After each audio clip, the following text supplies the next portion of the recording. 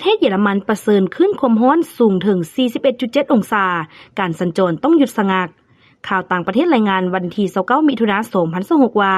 กรมอุตุนิยมวิทยาเยอรมันยืนยันว่าอุณหภูมิในเขตรัฐวันเดนบุร์กได้พุ่งขึ้นสูงถึง 41.7 องศาในวันอาทิตย์วันที่28มิถุนายน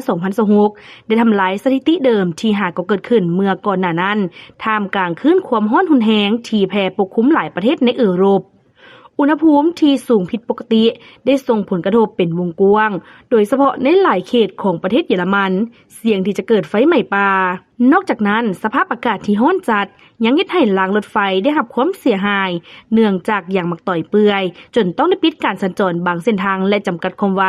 ขณะที่ตำรวจในนครหลวงแบกแลงต้องนำรถฉีดน้ำออกมาช่วยผ่อนคลายความร้อนให้ประชาชนขึ้นความร้อนในครั้งนี้บ่เพียงแต่ส่งผลกระทบต่อเยอรมันเท่านั้นแต่ยังทำลายสถิติอุณหภูมิในหลายประเทศของยุโรปเช่นสาธารณรัฐเช็กโปแลนด์และฮังการีในขณะที่นักวิทยาศาสตร์ระบุว่าการเปลี่ยนแปลงสภาพอากาศที่เกิดจากกิจกรรมของมนุษย์แม่นปัจจัยที่เฮ็ดให้อากาศร้อนจัดเกิดขึ้นเรื่อยๆและยิ่งรุนแรงขึ้น